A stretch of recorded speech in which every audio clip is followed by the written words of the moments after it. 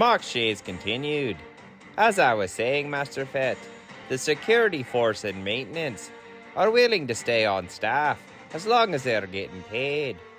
And as for the Gamorrean guards that reside here, they consider this palace their home, and will serve any master that owns their home. I sigh in frustration. That's great and all, but I can't cut the staff a check if I've got no income. So tell me about the businesses Bib Fortuna has operational now. With fear in his eye, Mockshays answers, I'm sorry, Master Fett. Within a year after Jabba's passing, Bib Fortuna ran all of his businesses into the ground. Bib Fortuna's only income, at the time of his passing, was the money the Pikes paid him to not provide protection to the townsfolk. In shock, I rose to my feet and put some anger into my voice. How could that be? Jabba the Hutt ran the largest criminal organization in the galaxy, backed by the Hutts.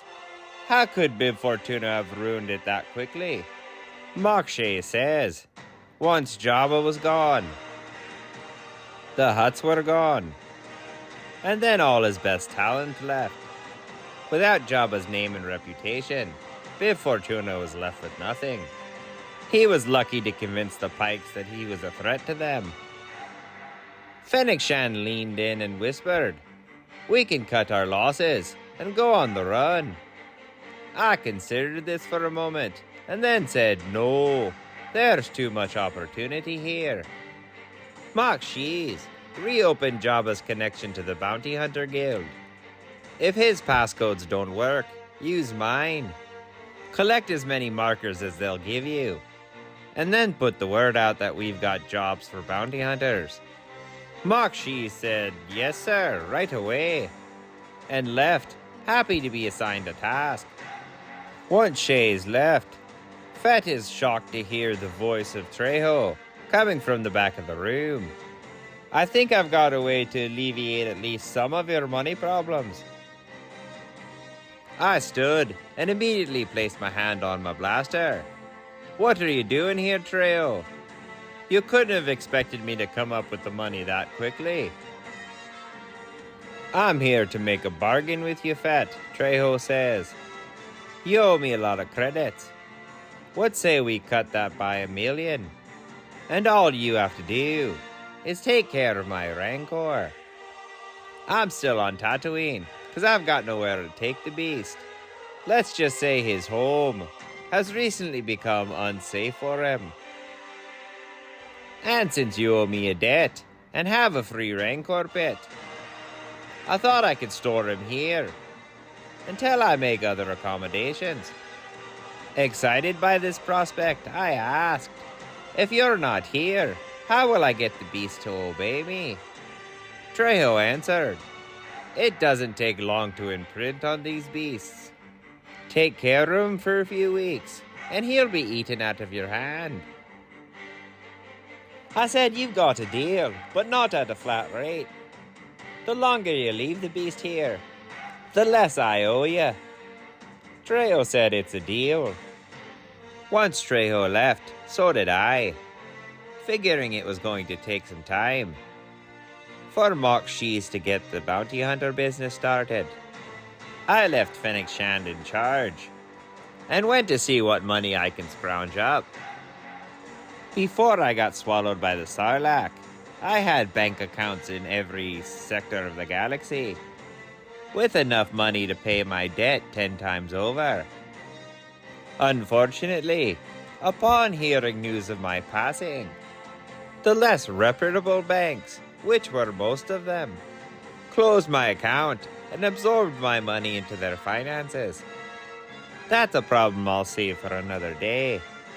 For now, I go from sector to sector, checking to see if any of my accounts are still open, and raiding all my secret stash spots to collect any money I can. Fortunately, I'm able to put together a little over 10 million credits, and I decide my next play is to pay off the 2 most dangerous mercenaries that I owe. And that's Cad Bane and Black Chrysanthemum. Not only are they the two I most fear coming after me, but I could use Cad Bane's help if I'm gonna get this bounty hunter business started. Bane's greeting is what I expected, assuming I was there to kill him rather than pay him 5 million credits. Cad Bane opened the door with guns drawn, but once he saw the case of credits in my hand, his greeting became a little more friendly. And then I went looking for Black Chrysanthemum, but was unable to locate him. So I left a hollow for him, letting him know I needed to speak with him, but not letting him know why. And then I returned to Tatooine, where I received more bad news. You see, Jabba the Hutt's connection to the Bounty Hunters Guild allowed him to become a bounty broker, where he collected markers and passed them out to the bounty hunters, for a fee, of course.